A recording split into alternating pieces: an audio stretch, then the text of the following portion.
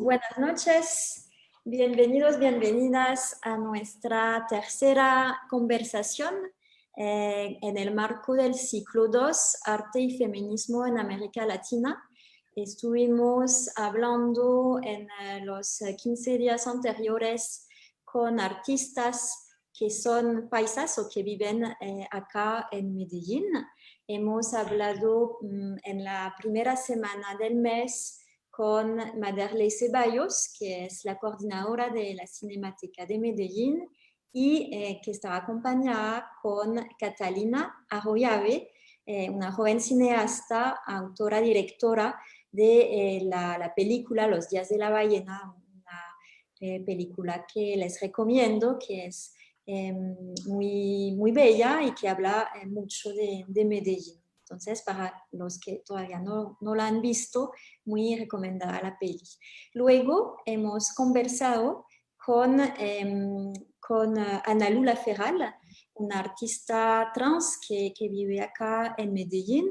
Estoy diciendo hemos conversado, pero en realidad la que moderó, la que dirigió las conversaciones fue nuestra amiga Francesca Gargallo.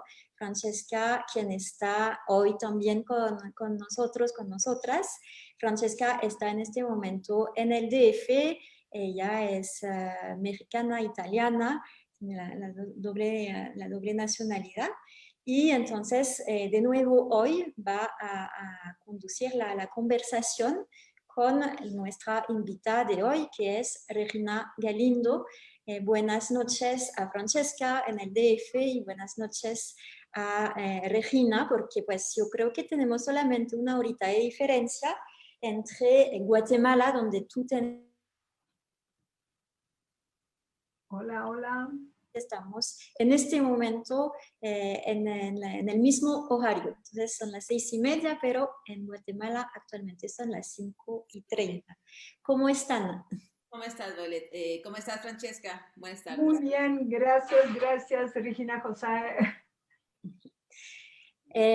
Bueno, hoy nos va a acompañar también Daniela. Daniela trabaja en el equipo de comunicaciones de la Alianza Francesa y nos va a apoyar con las proyecciones de algunos de tus videos, de algunos de tus performances, Regina, algunos porque son muchos, tienes una obra muy amplia, entonces, bueno, a medida que vayamos conversando, mostraremos algunos extractos de esos videos para nuestros audientes, se dice en español, bueno, la gente que nos está escuchando.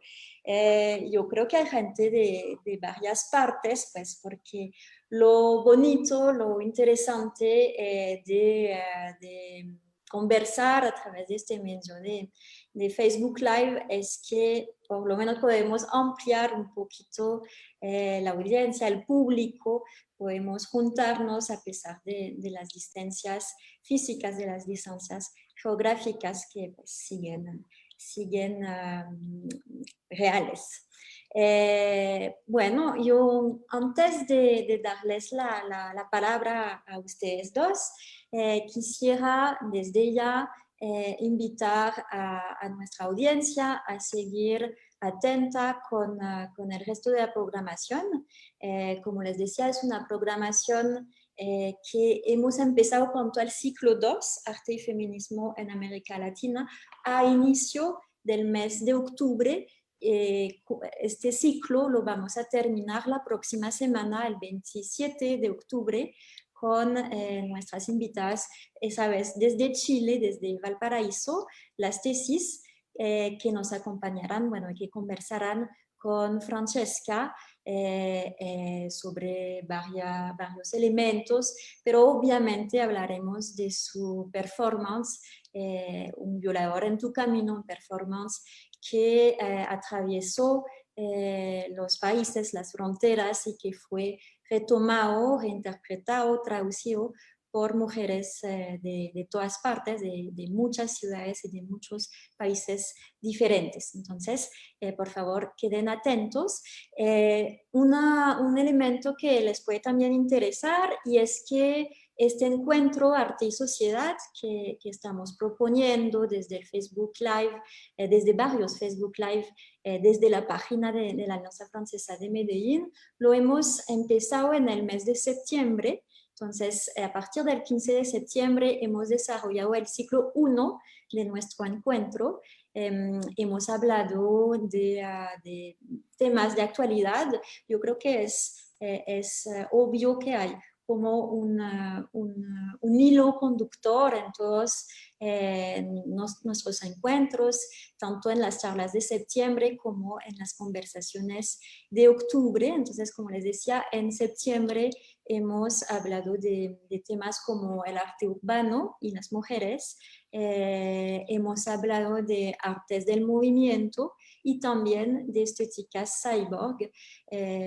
Yo les aconsejo de entrar en el sitio web de la Alianza Francesa, medellin.alianzafrancesa.org.co, y en esta página podrán encontrar los videos de los Facebook Live que hemos desarrollado desde el mes de septiembre.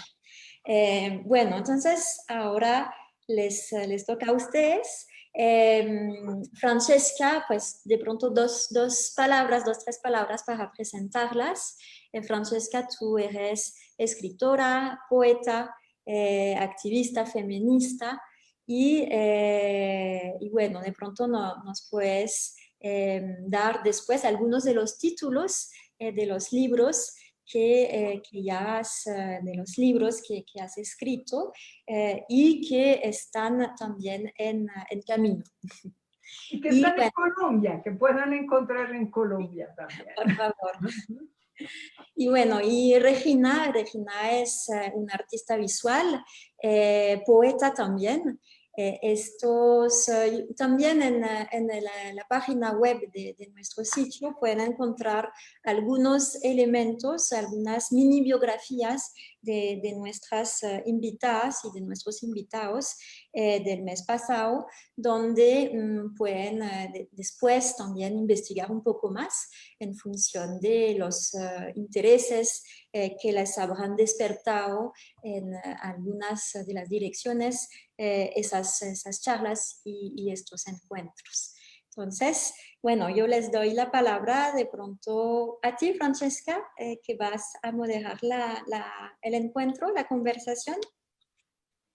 Pues muchísimas gracias, Violán. Hola, Regina, José. Yo realmente quisiera... tú eres una de las performanceras más conocidas de América Latina. Eso es un hecho. Por momentos trabajas básicamente en Guatemala y en el resto de América Latina, y por momentos vas a Europa. La pandemia, este momento de encierro, esta imposibilidad de viaje, este cierre de frontera que nos devuelven además al Estado Nacional con todos sus límites. Te encuentras en Guatemala casi de casualidad, tenías que irte a Brasil y quizás por primera vez en muchos años te encuentras con tiempo, ¿cierto o no es cierto? ¿Y qué hacer con tiempo? Porque tú seguiste entonces produciendo y reinventándote y transformando de alguna manera tu cuerpo presente en diversos escenarios e ideas presentes desde tu cuerpo en diversos escenarios, y ahora tienes un momento de detención, ¿no?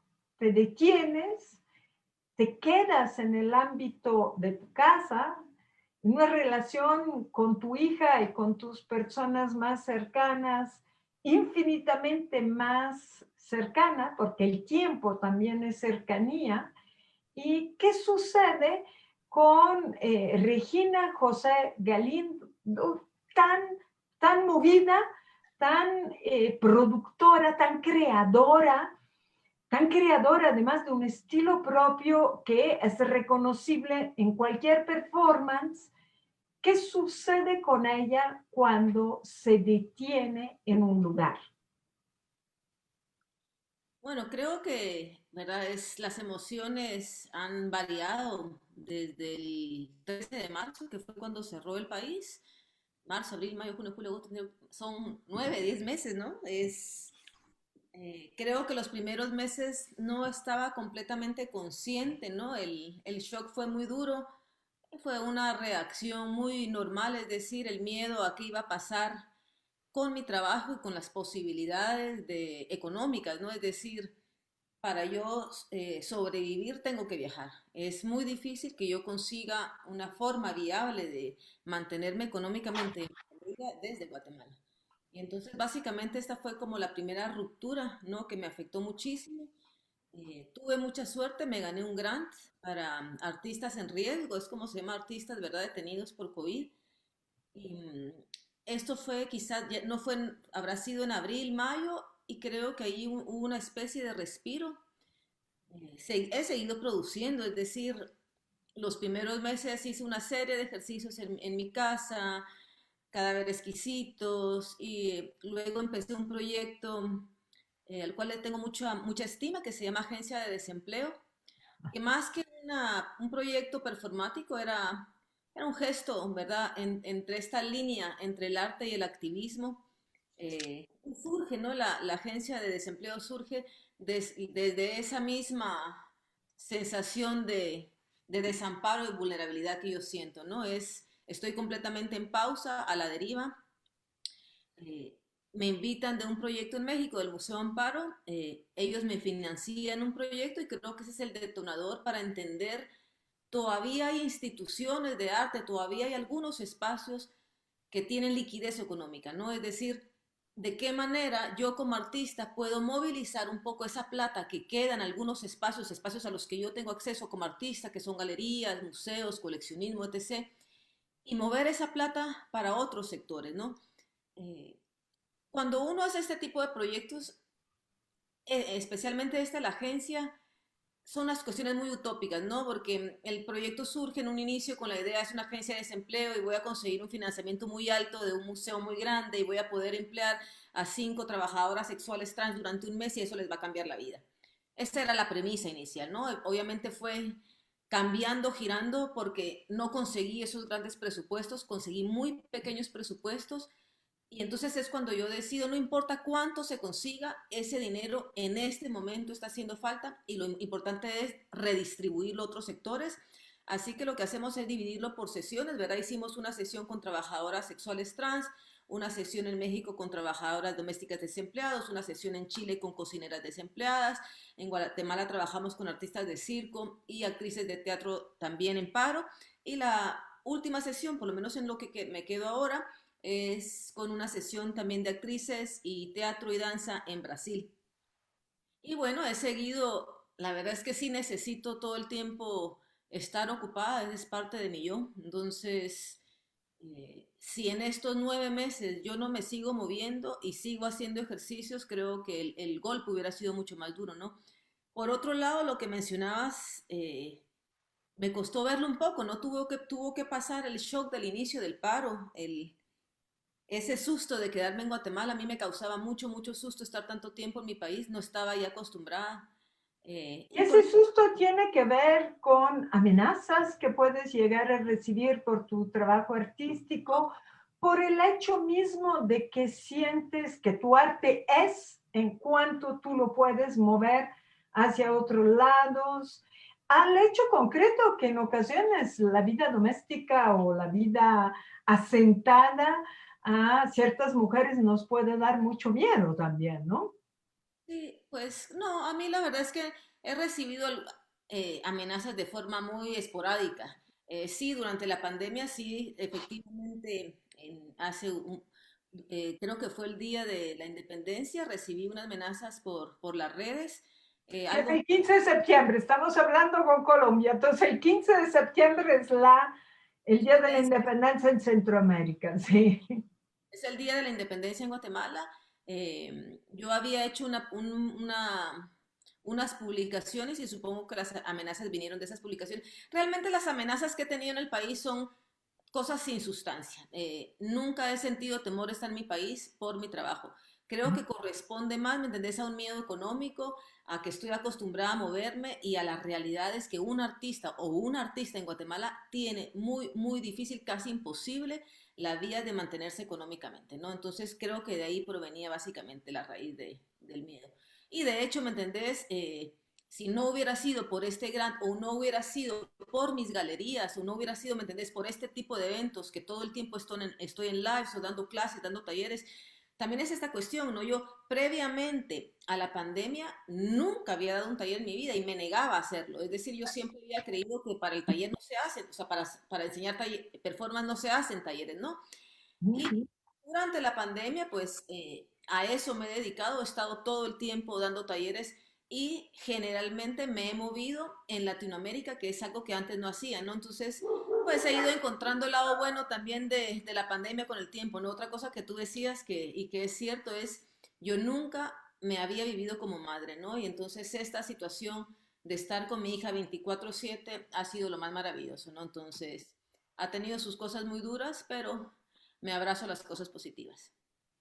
Es bastante interesante eso de ver las diferentes maternidades de las mujeres artistas, que también a veces cambian según las artes de cada una y las formas de llevarlas adelante.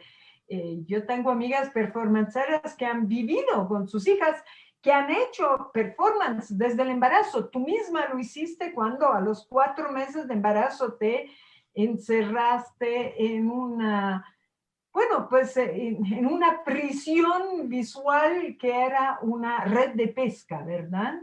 Yo nunca Y dejé de trabajar, fíjate que en mi embarazo, o sea, todo el tiempo en mi embarazo hice performances, hice carnada, hice isla, camisa de fuerza, cuando fuerza, ¿cierto? estuve internada en un psiquiatra viviendo o sea, mientras estaba embarazada, fue una pieza muy, muy conmovedora y el resto de pacientes eran los que se encargaban de cuidarme. Y termino la última pieza que hago en mi embarazo, creo que es Mientras ellos siguen libres, que es una pieza muy, muy, muy dura, que es esta pieza donde estoy amarrada con los cordones umbilicales, embarazada, en la posición en que el ejército violentaba sexualmente a las mujeres durante la guerra. Y posteriormente, cuando mi hija nace, sí he hecho performances con ella en un par de veces, American Family Prison, que es la pieza esta importante que hago para hablar de las prisiones familiares en los Estados Unidos, un tema que de hecho hoy volví a postear, que estamos en una muestra colectiva en El Salvador y estoy participando con America's Family Prison, que sigue siendo un tema completamente actual, especialmente en un año electoral, cómo se transformaron estas prisiones familiares. Yo hago esta pieza en el 2008 con mi bebé. En 10 años estas prisiones desaparecen, pero aparecen las nuevas prisiones para niños menores, que son estas facilidades del ICE donde han muerto ya un montón de niños y todas estas noticias que hemos escuchado espantosas, que surgen a partir de las caravanas que empiezan a salir de Centroamérica en el 2018, ¿no?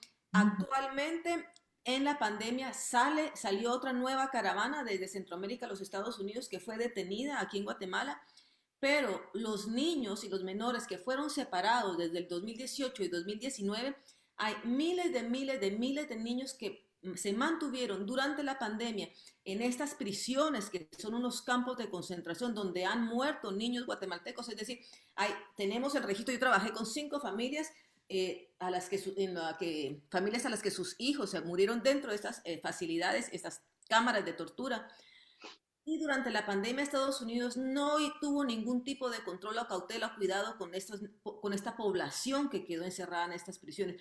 De hecho, se ha llegado a perder el control de la cantidad de niños que hay en estas prisiones, ¿no? Así que sí, durante el embarazo seguí trabajando. En este caso, verá el tema de las prisiones que pues nos lleva a un tema actual, ¿no? sí. Tema terrible que tiene, que se liga con la, bueno, con la prisión, que tiene además características racistas y clasistas, con la migración y con la transformación de nuestros dos países, México y Guatemala, en tierra o territorio de control de la frontera estadounidense, donde de repente los malos anteriores a los malos gringos añorados y deseados son guatemaltecos y mexicanos, ¿no? Entonces, cómo la situación de migración nos divide entre países latinoamericanos por servicio de otro, ¿no? Un servicio casi obligado.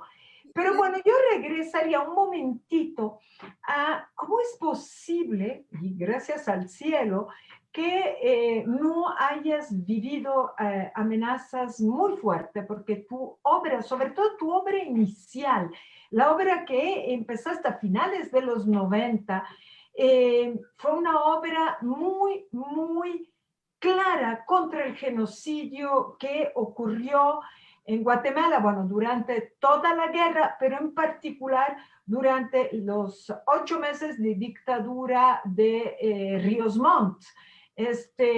Disque pastor neoevangélico que ponía Guatemala de rodilla al mediodía los domingos mientras mataba y mandaba matar a poblaciones de pueblos indígenas enteros.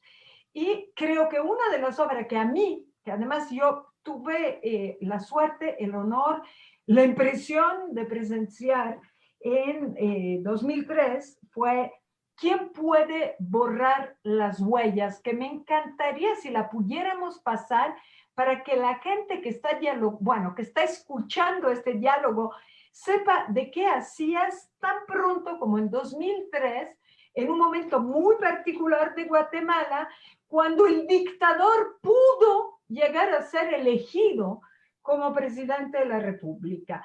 Y en ese momento en que la población guatemalteca dijo no, hubo un artista que dijo recuperemos la memoria. Las huellas no puede, de la dictadura, las huellas del genocidio no pueden borrarse, están aquí. Y bueno, no sé si tú quieres describir lo que vamos a ver o quieres que lo haga yo, ¿no? Pues efectivamente, ¿no? Ríos Montt nosotros no le llamamos dictador porque como tú dices, estuvo en el gobierno solamente un breve periodo del 82 al 83 y Sí. sin embargo en esos 2 años se cometieron algunas de las más cruentas masacres. No solamente durante su gobierno, previo a Ríos Montt ya había pasado Mejía Víctores y Lucas García, ¿no? Que fueron otros de los grandes perpetradores de masacres en Guatemala. Sin embargo, durante el gobierno de Ríos Montt se cometió el genocidio Ixchil y en el año 2003 él regresa al poder, es presidente del Congreso, modifica las leyes, sale el día miércoles avisando en televisión que es candidato presidencial y yo casualmente había estado haciendo una investigación con sangre humana porque quería hacer unos dibujos o unas pinturas, no lo tengo como ya muy claro, ¿no? Y había estado haciendo una investigación en laboratorios humanos, ya tenía contacto con una mujer, sabíamos cómo era el mecanismo para conseguirla. Cuando yo escucho a Ríos Montt en la televisión dando el aviso con esta alegría de que es nuevamente candidato presidencial, decido utilizar la sangre entonces para este grito que era un grito de desesperación, ¿no? Era básicamente hacer una pintura en el espacio urbano como un grito de memoria, o sea, traer estas huellas de sangre, de una historia tan terrible del país, esta herida que está abierta, ¿no? Y hacer un recorrido de la Corte de Constitucionalidad al Palacio Nacional, que era el camino que Ríos Montt quería recorrer. Y yo sabía que estas huellas se iban a quedar en el pavimento hasta que cayera la primera lluvia. Algo que sucedió ese día que fue muy interesante es, ese día hubieron una serie de revueltas en la ciudad Sí. organizadas por el propio Ríos Montes, ¿verdad? Mandó un grupo de civiles encapuchados a amedrentar. La ciudad estaba completamente llena de militares y policías cuando yo hago el performance, que se puede ver en la documentación, y sin embargo en ningún momento me detienen.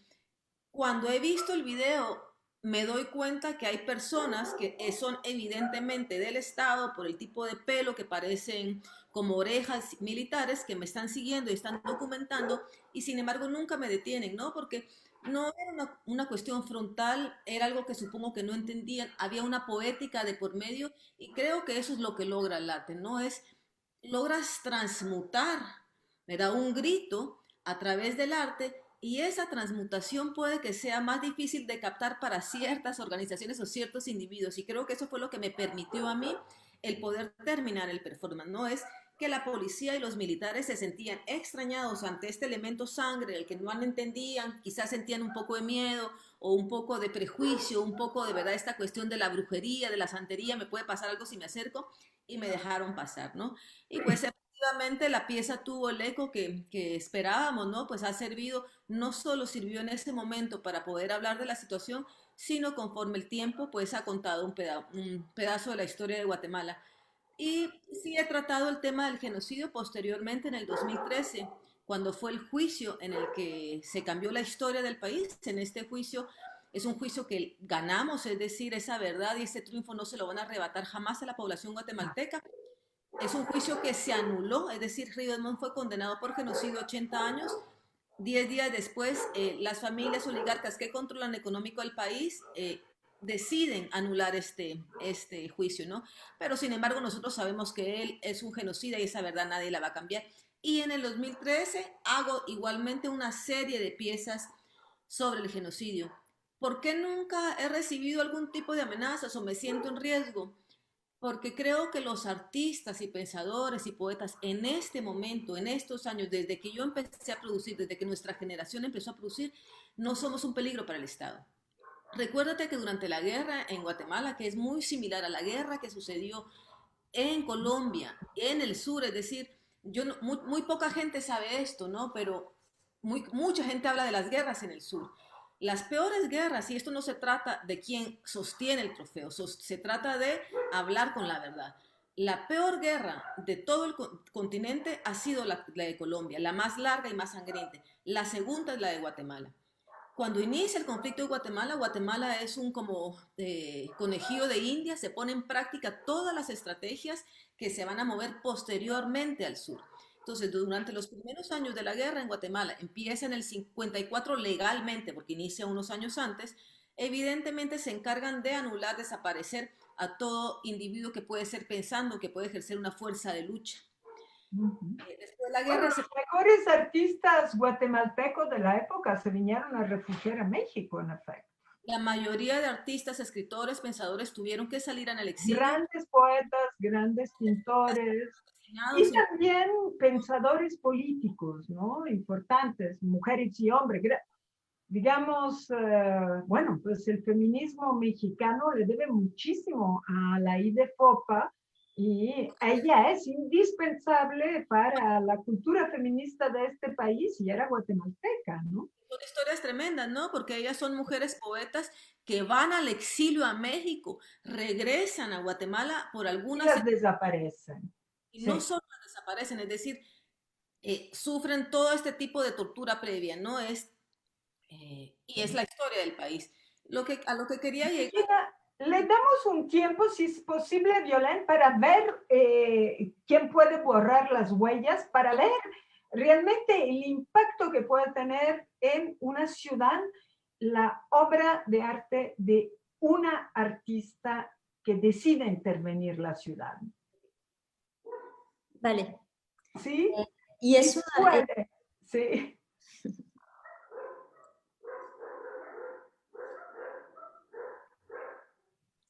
Bueno, no te quería interrumpir mientras...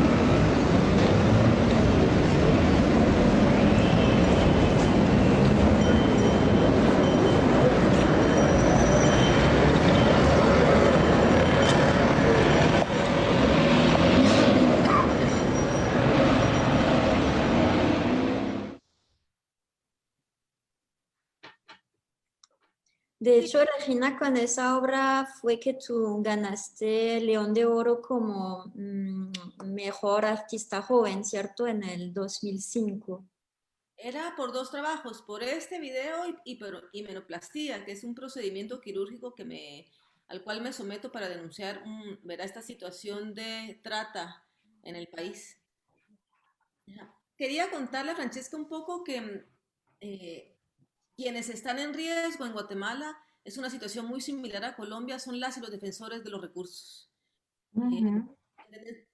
no creo que un artista en este momento sea enemiga del Estado, ¿me entiendes? Es decir, las cosas que pasan en el país no son ningún secreto.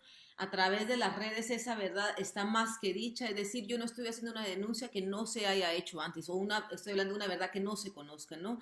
Y entonces creo que no ejercemos una molestia para el Estado que de cierta manera tiene neutralizado pues los recursos, que es básicamente el interés, ¿no? Eh, pero si las personas que defienden los recursos, el agua, por ejemplo, Bernardo Caal va a cumplir el 26 de octubre 1000 días de estar preso por la defensa del agua en territorio de Chile. Y esto sucede con muchísimos defensores que siguen siendo desaparecidos, asesinados, y lo mismo está sucediendo en el sur. Es decir, el conflicto que existió en nuestros países en los 60s y 70s y 80s sigue existiendo con otro nombre, con otras dinámicas, pero la violencia se sigue ejerciendo en las comunidades por el robo de recursos, por el robo de tierras, para estas nuevas, ¿verdad?, industrias extractivas.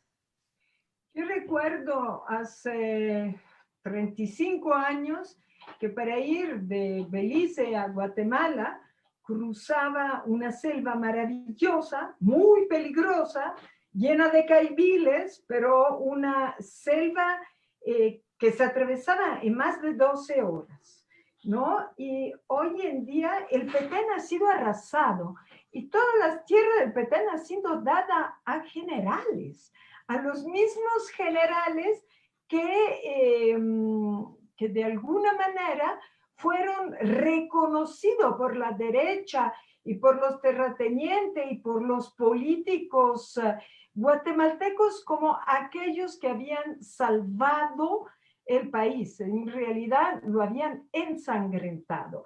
Y sí. En realidad, las tierras están en manos de los oligarcas. El ejército ha sido ¿me entendés?, el eslabón medio que ha masacrado, que ha hecho estas grandes tragedias sanguinarias, ¿me entendés?, siguiendo órdenes y entonces las tierras que se les reparten o se les dejan a los militares, claro que son miles y millonarias, es lo que estas familias les dan como migajas. O sea, Y que tienen que ver con la destrucción ecológica, además, porque son tierras arrasadas. relacionado, ¿me entendés? En Guatemala hay un estado relacionado con el ejército que hizo todas estas masacres y luego el ejército está relacionado con los narcos. Entonces ahí hay un conjunto de 3 puntos, ¿me entendés?, muy dañinos que tienen completamente tomado el país. Y el área de Petén es básicamente la herida sangrante en este momento. Es un área por ser frontera, por ser un área de selva, donde suceden, ¿verdad?, estas grandes actuaciones del narcotráfico que tienen completamente tomado el espacio. Además, ¿me entendés?, por la madera, por todas las riquezas que existen en el área. Sí.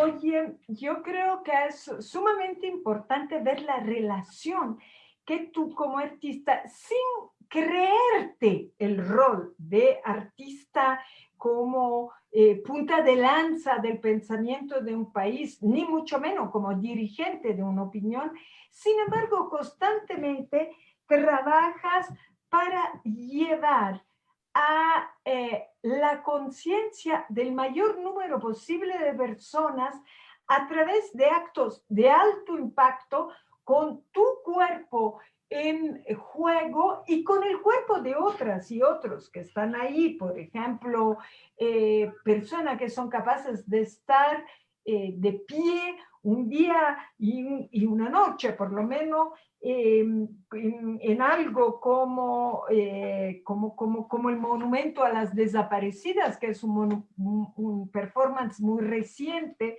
¿no? Donde en un prado y durante todo el día hasta que baja la noche diversas mujeres se mantienen de pie cubiertas de un velo para demostrar, para hacer público que hay una desaparición visible, ¿no? Está ahí la desaparición, es visible. Esta es una idea importantísima, tú la puedes trasladar a cualquier lugar del mundo, porque en nuestros países desaparecen mujeres a cada instante. Creo que en Guatemala son 4 al día, en México ni te digo, bueno, somos también muchos más, evidentemente, pero digamos, hay un área del mundo donde nuestras vidas corren más riesgos, quizás porque actuamos, ¿no? Porque son las mujeres de los pueblos indígenas, de las comunidades, las primeras que van a frenar las maquinarias para la entrada a una mina, para un megaproyecto que destruye selvas, bosques, aguas, territorios enteros. Bueno, yo quisiera que tú de alguna manera nos dijera cuántos elementos de lo visibles, ¿no? De las artes visuales puedes llegar a utilizar en tu obra, ¿no? Porque pues conocemos a la Regina Galindo que pone el cuerpo, conocemos a la Regina Galindo que hace de su cuerpo el soporte de una obra, y conocemos ahora otra Regina Galindo, que es fotógrafa, que es muchas otras cosas. ¿Quieres hablar de eso, por favor? Pues fíjate que no, Francesca, yo de hecho siempre voy a lamentar bueno, no puedo negar que lo lamento, pero sí yo, un poco lo que te decía la vez pasada, yo no provengo del arte, ¿no? Yo no tengo educación, yo soy una secretaria y esto es un agujero que siempre va a ser media en mí, es decir, yo tengo el talento y las ideas para generar todo tipo de proyectos y sin embargo no tengo la capacidad para resolver en la cantidad de medios que yo quisiera. Algunas veces es resuelto con otros medios tradicionales, pero para eso necesito que alguien más haga el trabajo. Yo efectivamente tengo que aceptarlo, lo que soy es una máquina de ideas y es básicamente lo que puedo hacer. Y justamente durante esta pandemia entré en una disyuntiva, ¿no? De reconocerme a mí misma, o sea, estoy tanto tiempo conmigo misma, ¿no? Que entré en esta encrucijada de preguntarme qué soy, qué es lo que hago, ¿no? Es Regina Galindo, ¿qué es? Yo soy una poeta, vengo de la palabra y en algún momento ¿me entendés? Este camino de la palabra me da la oportunidad de ir más allá, es decir, utilizo la voz para escribir, pero en el año 99 me doy cuenta que además de la voz hay otras partes de mi cuerpo que puedo utilizar y decido trabajar en este medio. ¿Me entendés? Y lo tomo de manera muy seria y me quedo trabajando con este medio. Y durante la pandemia me hacía esa pregunta. Quizás yo no soy una artista, quizás yo soy una narradora, porque lo que yo hago en mi trabajo es básicamente contar una situación, contar un texto. Siempre detrás de cada pieza hay una historia que contar. Y entonces lo cuento a través de un poema, lo cuento a través de un cuento o lo cuento a través de un performance, pero lo que básicamente estoy haciendo es formalizar estas historias, formalizar mis ideas a través de estos tres grandes medios. No hago fotografía, no hago dibujo, no soy capaz de hacer una escultura, es decir, todos estos medios tradicionales, aunque los he trabajado a través de la ayuda de alguien más. Y entonces esa es una gran disyuntiva en la que ahora me encuentro. Creo que ya no me molesta, es decir, si no fuera una artista, si fuera una narradora visual y lo hago a través de otros medios, me da otra categoría la cual acepto muy complacida. Yo creo que lo que acabas de decir demuestra que eres un artista, es decir, demuestra que eres capaz de intervenir el espacio con algo que emociona. Porque, bueno, pues ahora recordando un poco a Paul Ricoeur, yo creo que no podemos olvidar que toda narración es una forma de dar a conocer. Narrar tiene un origen lingüístico, viene de la palabra gna, y gna es conocer. Entonces, yo cuando narro doy a conocer, soy tan generosa que doy a conocer. Y a mí me gustaría, en este sentido, si podemos pasar tu primer, bueno, por lo menos el primer performance que yo conocí en 1999, yo tuve dos suertes, pasé en dos ocasiones por Guatemala y te vi en dos ocasiones. Después te he ido a buscar, pero en esas dos ocasiones. Y eso lo voy a gritar al viento. Tú estabas, bueno, para quien no conoce Ciudad Guatemala tiene en un edificio administrativo, conocido como edificio de correo, un puente muy bonito, un puente como los de Venecia, que tiene, y de este puente te colgaste para gritar poemas. Podemos ver, Violena, lo voy a gritar al viento, y eran tus poemas, además. Poemas que tienen una fuerza enorme. La tuya es una poesía política, es una poesía de rabia, de denuncia, y al mismo tiempo, como toda poesía, es también una visión cognoscitiva de la realidad y de los sentimientos de las personas. Entonces, vamos a ver, lo voy a gritar al viento, de 1999. O sea, ya son... Uy.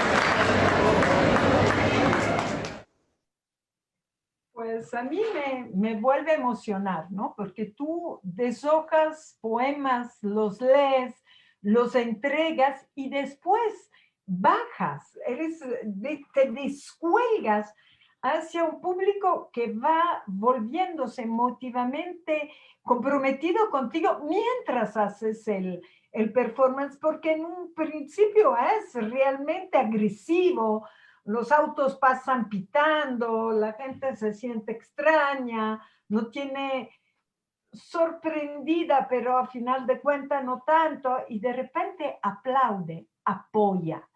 Yo creo que eso es muy emocionante. No sé, verte 21 años después, ¿qué sientes?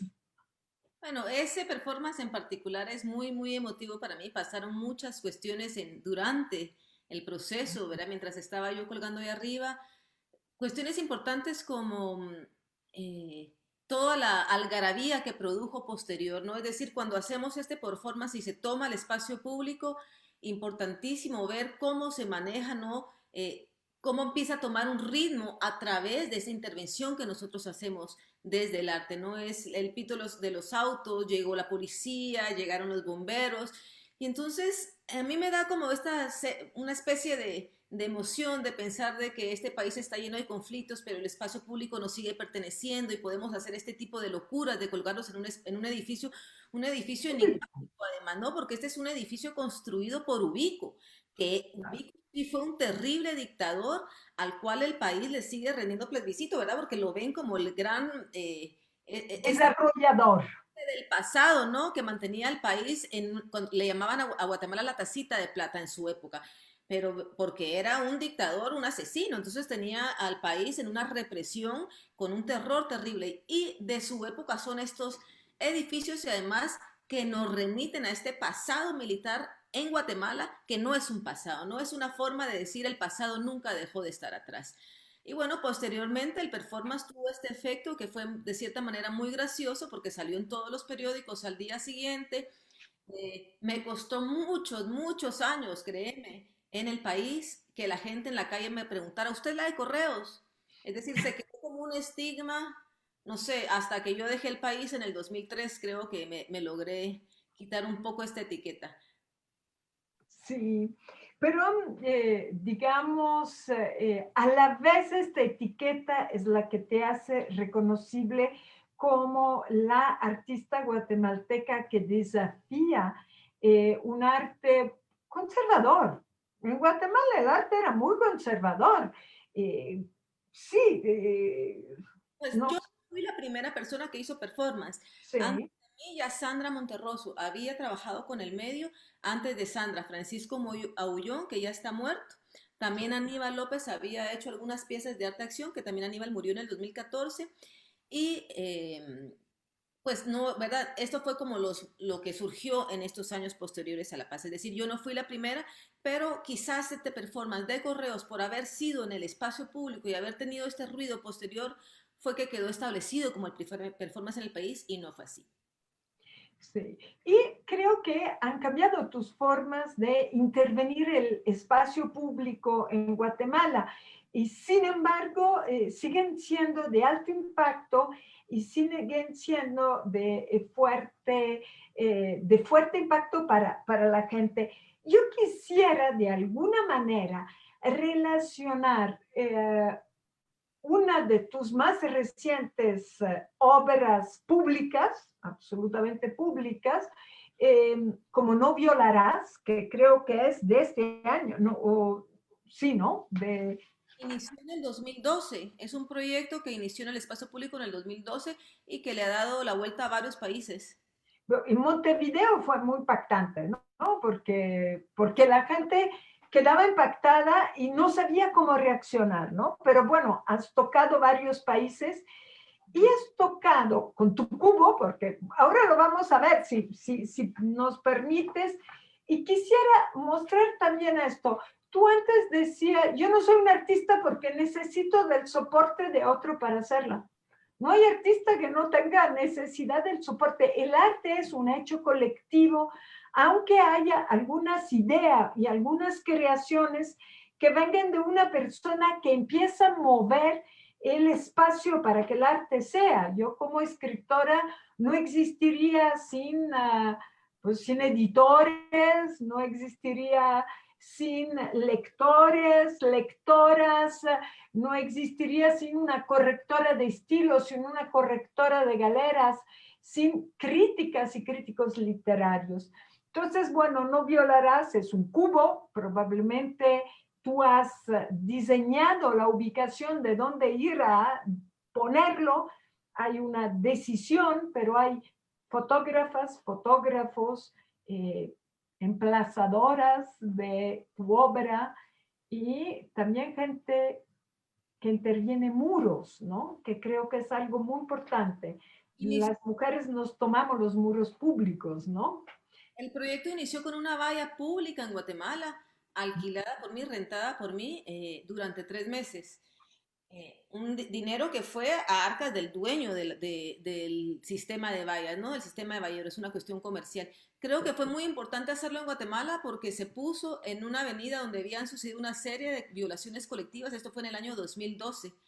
Posteriormente se movió a Ecuador, Quito, que son los cubos que tú has visto. Eso ya se hace a través de una colectiva de arte curada por Rosa Martínez y colocamos 10 cubos en lugares específicos, iglesias y lugares del Estado.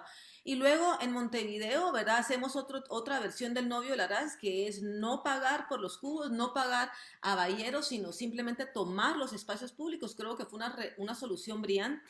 Tomar espacios públicos y pintarlos en barrios y lugares, ¿verdad? Que de otra manera hubieran sido más difíciles. El novio Laraz también se ha movido a España, estuvo en Madrid, estuvo en Zaragoza, y luego han aparecido como productos, como camisetas. Yo mandé a hacer unas mascarillas ahora por la pandemia, es decir, pero estos otros productos, camisetas y etc., han salido de mis manos. Es decir, el novio Laraz de cierta manera se ha viralizado, ha sido utilizada por otras artistas y a esto no importa, ¿no? Es decir, que este decreto pierda la autoría es lo de menos. Lo que importa para mí es que esto se viralice, se multiplique y llegue a más lugares, ¿no? La última vez que lo utilicé fue este año en Berlín, que se colocó esta valla del novio Laraz y la pieza estaba también sostenida con unos testimonios de mujeres alemanas adultas entre 80 y 90 años de edad que contaban cómo las mujeres alemanas habían sufrido violencia sexual al final de la Segunda Guerra Mundial por fuerzas aliadas estadounidenses, francesas, ingleses, que es un tema tabú del que no se habla, ¿no? Y entonces hicimos esta especie de revelación junto a una valla muy grande en Brasil. Creo que es sumamente importante y además nos permite también hacer un puente con la próxima semana cuando vamos a hablar con las tesis de un violador en tu camino, ¿no? Pero ¿por qué? Porque la violación es parte de la historia del patriarcado. Es decir, es un acto de sumisión, es un acto de guerra, ¿no? La violación como un acto de guerra contra las mujeres, que además en América, al parecer, inicia con la invasión colonial. No así el patriarcado, pero la violación como tal sí parece que no existía entre los pueblos mesoamericanos. Existían otras formas de patriarcado, por ejemplo, sepultarte para acompañar a tu marido entre los pueblos taíno, en la Mixteca, pero bueno, no existía la violación. Por lo tanto, la violación en América aparece como un acto de guerra contra la mitad de la población sometida y sigue siendo un acto de guerra que además utilizan los militares, que utiliza la policía, ¿no? Bueno, las 38 mujeres violadas en Atenco hace 10 años en México lo demuestran. Te manifiestas y el Estado te reprime. En Guatemala, fíjate que una cosa importantísima, interesantísima, es que durante el juicio por genocidio, cuando las mujeres pasaban a dar su testimonio en el idioma maya, la palabra violación tenían que decirla en español, porque el término violación, el acto de violar el cuerpo de una mujer, no existe en la concepción maya. Por lo tanto, tienen que utilizar el idioma del agresor y del colono. Y lo mismo me sucedió el año pasado, que hice un proyecto con mujeres refugiadas de África Central, de Kurdistán, del Congo, en donde ellas daban su testimonio en su idioma materno. Y me sorprendió descubrir que sucedía la misma historia que en los pueblos en Guatemala. En sus idiomas maternos no existía el término violación y tenían que utilizar el idioma del colono para referirse a este crimen. Sí. Sí, pues yo ahora acabo de terminar una novela donde aparecen muchas diosas Y una de las cosas que más me sorprendió, que una de las mitologías que no usé, o usé muy poco, fue la mitología griego-romana. Y sin embargo, la mitología griego-romana es la mitología de la violación. En las otras mitologías yo no encontré dioses violadores. Bueno, en la hinduista sí aparecen. Es quizás una tradición más bien indoeuropea. Entonces, habría también que ver qué tanto creemos que la violencia que hoy existe y es real en nuestros pueblos, porque hoy también en los pueblos indígenas hay violación, por supuesto, pero qué tanto es de origen colonial en todo el mundo, en En todo el mundo. eso no hay discusión. Hace pocos días yo veía un programa de comedia español que a mí me hizo mucho, mucho ruido, es decir, yo me quería levantar a vomitar porque hacían una especie de jerga, jajaja, jejeje, celebremos que han pasado 500 años sin genocidio, ¿no? Celebremos que desde que pasó no ha vuelto a suceder. Ah, A mí me hacía una cantidad de ruido, decía el desconocimiento, ¿no? El desconocimiento es atrevido, porque no solo, o sea, por ejemplo, cuando hablamos del territorio guatemalteco, esto es evidente, que esa historia de sangre coló, ¿me entendés? Y es causante de la violencia que vivieron los pueblos a lo largo de todos estos años. Y otras cosas más duras es, las tierras siguen perteneciendo a las mismas familias criollas, es decir, el territorio no ha cambiado de manos, es pareciera que desde el otro espacio creen que los 500 años, que ahora son un poco más, es cuestión del pasado y no tienen la empatía y la sensibilidad y además de eso la ignorancia absurda, ¿verdad? Es de los países periféricos de no entender nuestra realidad y nuestra situación. Esto no es una cuestión de mofa, es decir, la realidad de esta colonización sigue causando heridas y sufrimiento en nuestros territorios. Lo vemos en la lucha de los indígenas peleando por las tierras, lo vemos en el caso de Bernardo Cal, lo vemos todos los días. y lo vemos también en obras que tú haces en el otro territorio, ¿no? Cuando en 2018 te vas a Madrid y haces La Manada. Es decir, cómo pones en un performance español absolutamente referente a la realidad española, que es la realidad del mundo también, el hecho de la manada, o sea, de los grupos de hombres que acosan, violan, hacen actos de violencia contra las mujeres.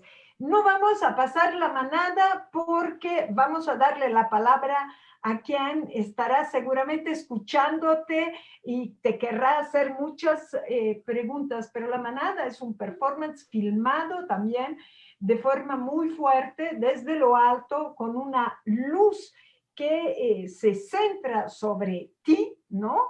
Que estás sola en el medio del espacio, sola como mujer, sufriendo el acoso, rodeada de hombres y ellos se masturban, ¿no? Te tocan con sus penes o tocan la mujer que tú representas y después se van.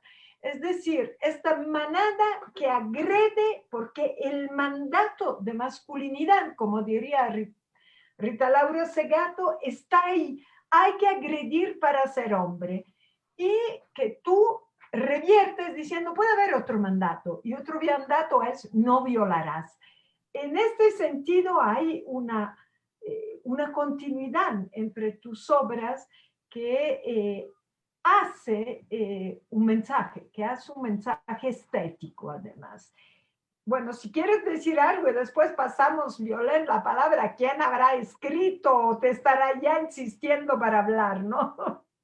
Eh, pues un poco, de verdad, La Manada fue una pieza bastante conflictiva, ¿verdad? Porque se generaba esta disyuntiva. Básicamente yo estoy en una posición central, en una posición pasiva, como un contenedor pasivo del placer de 7 hombres. Y la discusión, ¿me entendés? Existía entre si esto había sido o podía ser placentero para una mujer. A mí me parecía muy doloroso porque en cuanto tú no tienes una participación, no existe la posibilidad del placer, ¿no? Pero supongo que estas son secuelas de esta escuela de pornografía con la cual se forman la mayoría de hombres, ¿no? Es evidentemente, mientras yo esté en una posición pasiva y yo no participo, ¿cómo podemos hablar de placer? Y entonces, si quieres, termino con un poema y ya podemos pasar porque sé que en la otra semana está la tesis con ustedes, entonces me gustaría terminar con este poema sobre la violación que le daría pie a la próxima Al semana. puente. Hay un violador entre nosotros, vestido de civil, bien peinado, bien perfumado, bien portado. Nos lleva la vela en la frente, bromea de vez en cuando y cae bien. Hay un violador entre nosotros y nosotros lo abrazamos, lo presentamos. Lo llevamos de la mano a nuestra casa, lo sentamos en la mesa con nuestra familia y nuestros amigos y cae bien. Le prestamos libros, los devuelve, le prestamos plata y la devuelve, le abrimos el corazón, él se abre la bragueta. Te acompaña un trago, a dos, a tres. Espera entonces cauteloso a verte dormida. Hay un violador entre nosotros. Él solo da la verga, nunca da la cara. Wow, poema fuertísimo, muy real. Muchísimas gracias, Regina, por habernoslo compartido. Gracias, Francesca. Violen, si quieres ponernos en contacto. Con el público, pues sí, tuvimos unos comentarios. Yo quisiera entregar los saludos a Emiliano, Emiliano Valdés, que es el curador del MAM y también de Guatemala, y Liliana Hernández, que nos comenta lo siguiente, nos dice: eso es lo que necesitamos, la verdad en los artistas, así no provengan de la academia o del sector. Entender los límites sin límites entre la narración visual, literaria y de tradición. Tenemos una pregunta para empezar, pues el público puede seguir haciendo sus comentarios, sus preguntas. Yo creo que es un tiempo también importante, ¿no? de tener la posibilidad de conversar con ustedes, de tener ese tiempo. Jesús David Torres nos pregunta: Regina, ¿y esa calavera atrás tuyo? ¿Alguien conocido? No, es una calavera, es una copia exacta de un niño de 2 años. Y fue una copia que mandé a hacer en el 2009 para un performance que hice, de hecho, en Bogotá, que fue la reconstrucción de un esqueleto de un bebé de 2 años. Es un performance que hizo un antropólogo y él formó los 222 huesitos del niño. Parte. Estábamos hablando en un momento de los desaparecidos, de las desaparecidas.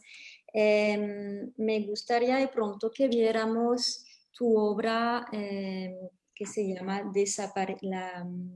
Monumento a las Desaparecidas, que creo que es una obra reciente tuya.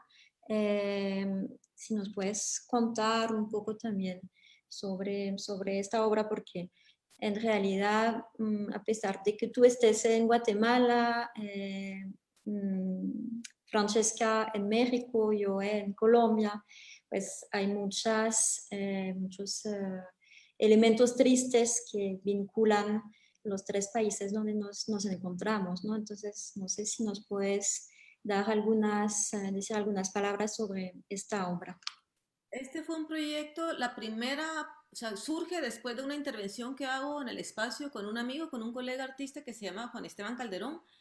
En enero sucede un asesinato aquí en la antigua Guatemala. Yo vivo en los alrededores de la antigua. La antigua es esta ciudad colonial muy protegida por la policía, donde hay mucho turismo, no ahora en la pandemia, pero es el pueblo del turismo. Y entonces tiene la peculiaridad que suceden muchas cosas. Y sin embargo todo está oculto, ¿verdad? No salen las noticias porque ahuyentaría el poco turismo que hay en el país, que solamente llega a esta ciudad y algunas otras partes, pero básicamente ese es el punto de partida para las demás visitas, ¿no? Entonces en enero hay el asesinato de una mujer, una activista muy conocida, en un hotel en la Antigua a las 4 de la tarde. Nos enteramos por las redes, a las 5 de la tarde el hotel ya ha limpiado todo tipo de evidencia y sigue operando como si nada. Y esto ha sucedido muchas veces, no solo asesinatos, sino hay una larga tradición de violaciones sexuales que suceden en este pueblo.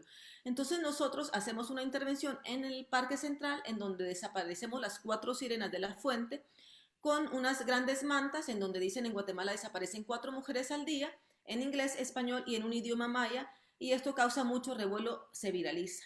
Entonces esto da pie a este proyecto que inició en enero, que no continuó por la pandemia, porque originalmente la idea era hablar, desaparecen 4 a la semana, desaparecen 28 a la 4 al día, 28 a la semana, tantos al mes, tanto al año.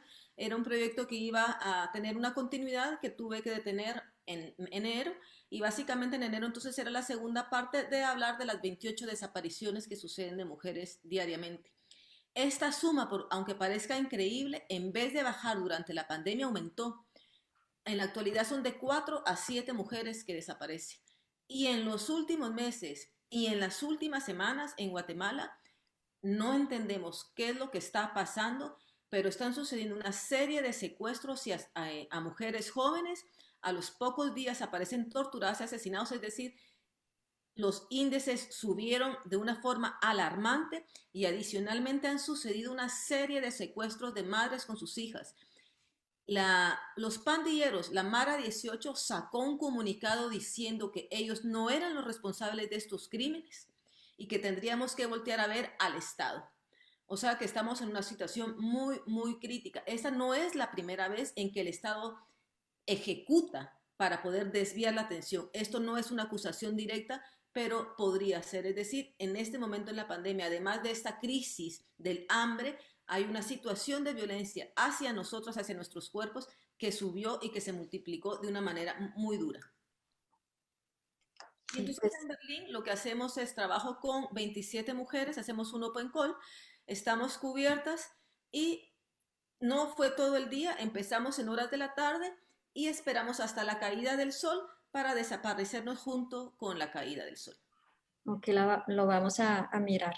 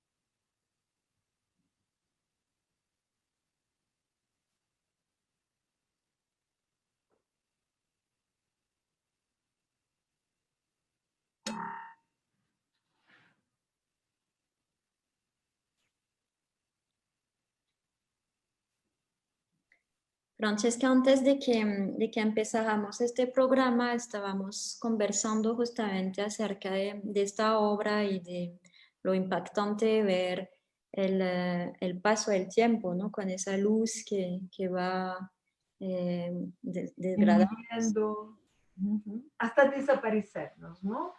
Cómo es fácil dejar correr el tiempo hasta que es normalizada nuestra desaparición, es normalizado que haya impunidad en los delitos contra las mujeres. Yo creo que esto es también parte importantísima de la acción estética de mujeres como Regina José, que creo que realmente es fundamental lo que haces, pero que es también lo que hoy reclaman las mujeres manifestándose, ¿no? En Chile en 2018 eran cientos de estudiantes diciendo, aquí estamos, nos violentan, nos acosan, nos violan y no pasa nada.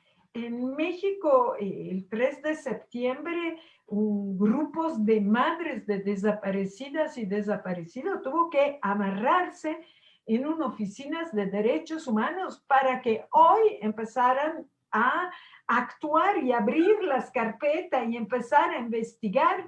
Pero bueno, el edificio del centro de la ciudad, de la Comisión de Derechos Nacional de Derechos Humanos, tuvo que ser intervenido, tuvo que ser ocupado por organizaciones feministas para que el Estado reaccionara, porque estamos tan acostumbradas a la impunidad, a la violencia, ¿no? Como si fuera natural que existieran solo dos sexos y que el mandato de masculinidad fuera violentar a las mujeres y que les dé honor y gloria, no solo no le pase nada, ¿no?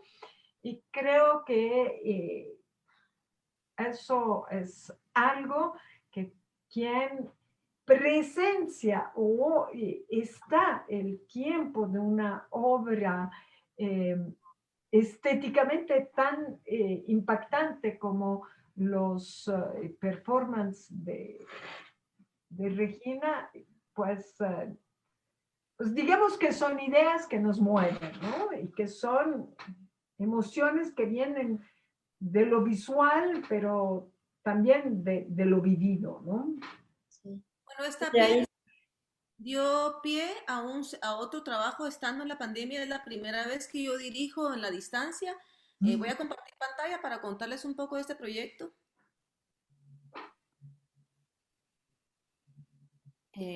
Esto lo hicimos en Salamanca, España, hace 2 o 3 semanas y es igualmente un monumento a las mujeres asesinadas. Esta pieza se llama Detrás de la ventana y aquí lo que hicimos fue llevar un conteo de cuántas mujeres habían sido asesinadas del 1 de enero al día que hicimos el performance, que fue hace 3 semanas, por sus parejas dentro de espacios domésticos. Fueron 34 mujeres asesinadas. Por esto la pieza, ¿no? Detrás de la ventana, ellas están cubiertas con cortinas de sala y básicamente la idea era son asesinadas y sufren este tipo de riesgo y torturas en los espacios donde las mujeres tendrían que sentirse protegidas, que son sus propios hogares. Y el último caso, que fue la mujer número 34, que sucedió un día antes del performance, era una mujer guatemalteca, que no solamente fue asesinada, sino fue partida y sus pedazos fueron repartidos en su pueblo. Así que a mí esto me causó muchísimo ruido. Es una mujer que había huido de Guatemala por la violencia y la violencia la alcanzó del otro lado del agua. Regina, acá tenemos un comentario de Luz Lizarazo que nos dice: la violencia contra las mujeres en el mundo entero durante la pandemia ha crecido de manera alarmante. Muy importante el trabajo de denuncia que llevas haciendo durante toda tu carrera. En Colombia también las cifras son aterradoras y no se habla o se calla en nombre de otras violencias o de la pandemia. Fundamental hablar de esto desde el arte también. Remite un poco a lo que decíamos, ¿no? de la importancia de narrar, que son cosas que sabemos, no es ninguna, pues se sabe, pero es importante ponerlas a narrar, ¿no? Porque... Así es. Importantísimo, ¿me entendés? No bajar la guardia, es decir, es completamente comprensible que todas y todos estemos en una situación emocional que nos atraviesa, son meses y meses de represión y miedo y angustia, etc.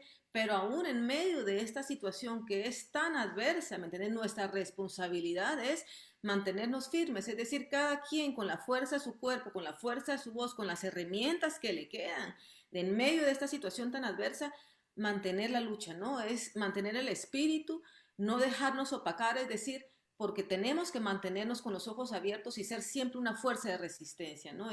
Y si la situación es adversa, nosotros sacar fuerza de donde sea para poder siempre estar en pie de lucha, ¿no? Con el cuerpo y con las herramientas que nos quedan. Sí, resistir con los medios que nos quedan. Estoy de acuerdo contigo. Jorge Bernal nos dice lo siguiente: lucidez y potencia en tus palabras, Regina. Un gusto conocerte y desde ahora admirarte. Muchas gracias. Yo no sé si tú, Francesca, o tú, Regina, quieren agregar algo antes de que cerremos esta conversación. Yo quisiera cerrar con un poema, pero después de que cerremos con Francesca. Bueno, yo lo único que quiero decirte es que así como fue súper impactante encontrarte en las calles de Guatemala 2 veces, además, cuando yo había ido a reunirme con otras feministas, eh, ahora ha sido súper impactante y, y fuerte, o sea, me sentí en comunión, en conversación, en darnos la palabra una a otra, en hacer narración de lo que tú haces en estas 2 charlas que tuvimos, hoy en público y hace unos días para conocernos. Así que creo que es muy importante, y tú los demuestras, seguir viéndonos todas, pero, y todos con todas, pero además dialogar entre mujeres que entramos en la estética desde caminos distintos, ¿no? Eh, bueno, como Analú, como Carolina, como Madeleine las semanas pasadas, y también como Violén, que nos da este espacio para que podamos hablar. Así que, pues, para mí fue un placer y quiero escuchar tu poema. Pues gracias, Violín, por el espacio. Gracias, Francesca. La verdad que un placer hablar contigo. El conocimiento que tienes de la situación de mi país, de la región. La verdad que esto es algo que no siempre se da. ¿Verdad? Que la plática no suele ser tan fluida porque uno tiene que contar detalles. Ha sido un placer platicar con alguien que conoce la historia del país, de la región y que siente empatía hacia eso. Muchas gracias, Violín, por el espacio. ¿Verdad? Emiliano Valdés, que fue quien nos hizo la conexión. Un saludo. Y cierro con este poema escrito durante la pandemia. Esto ha sido otra cosa positiva que me ha dejado la pandemia, que ha sido, he vuelto nuevamente a la palabra, a escribir, no sé si todos los días, pero de forma muy constante, así que cierro con esto. Ya antes, por estos lados, pasaron los espejos, pasó la conquista, pasó la colonia, pasó la opresión, pasó el hambre, pasó la explotación, pasó el café, pasó el azúcar, pasaron los azotes, pasó Arévalo, pasó Arbenz, pasó la justicia, pasó la venganza, pasó la noche larga, pasó la oscuridad, pasaron las desapariciones, pasó el terremoto, pasó Ríos Montt, pasó la tierra arrasada, pasó la milpa quemada, pasaron las violaciones, pasaron los fetos sacados de las barrigas, pasaron las fosas clandestinas, pasó el horror, pasó el silencio, pasó el miedo, pasó la migración, pasó la distancia, pasó el huracán, pasó la narcoguerra, pasó la erupción, pasó otro huracán, pasó la quema de las niñas, pasó nuestro grito, pasó la lucha. Tengo razones para creer que todo pasa. Bueno, Muchas gracias, Regina. Por el espacio y a la gente que nos acompañó esta noche. Muchísima suerte la próxima semana con las tesis, por ahí las estaremos escuchando y viendo. Vale, muchas gracias a las dos. Entonces, yo propongo de cerrar esa conversación sobre estas palabras que podemos seguir, pues, dejar resonando en nuestras mentes. Okay. Gracias, feliz noche, que estén muy bien. Gracias al público que nos está siguiendo. Y entonces les digo hasta la próxima semana, día 27 de octubre, estaremos en directo con Francesca y con las tesis autoras del performance Un violador en tu camino. Chao. Gracias, chicas.